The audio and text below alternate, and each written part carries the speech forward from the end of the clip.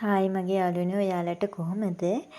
අද මං හදන්නේ රසමරස චිකන් කරියක්. මම මේකට අරන් තියෙනවා මිරිස් 3-5 කහ ගම් මිරිස්, ඊට පස්සේ සුදු ලූණු, කරපිංචා, රම්පා, කොච්චි කරල් 2ක්, කුරුඳු, ওই ටික තමයි අරන් තියෙන්නේ. තව තක්කාලි අරන් තියෙනවා.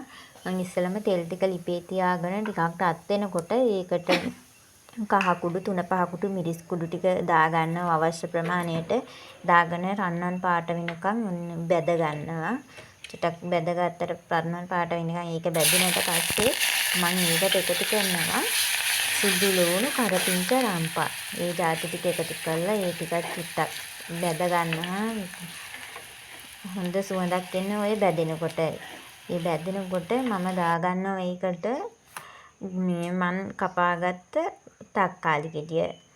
ඒකත් ඔහොම එකතු කරලා පොඩි වෙලාවක් ඒකත් අර තෙල් ටිකේ බැද ගන්න දීලා ඊට පස්සේ මං චිකන් ටික එකතු කරනවා. මං කලින් චිකන් එකට කහ කුඩු, මිරිස් කුඩු, ලුණු කුඩු ටිකක් දාලා අත ගාලා තිබුණේ.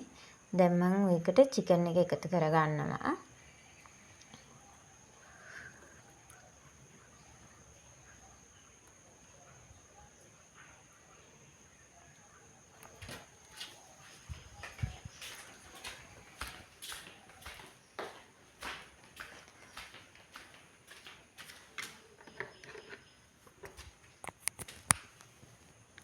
දැන් යාළුවනේ මම මේකටම ගම්බිරිස් කුඩු පොඩ්ඩකුත් එකතු කරගන්නවා. ඔයාලට අවශ්‍ය ප්‍රමාණයට එකතු කරගන්න.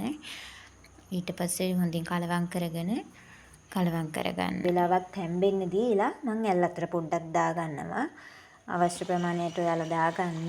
දාගෙන ටික වෙලාවක් විනාඩි 15ක් විතර මම ඔහොම ලිපේ තැම්බෙන්න දෙනවා. මේ තමයි යාළුවනේ මගේ චිකන් කරියේ තැම්බුණාට පස්සේ තියෙන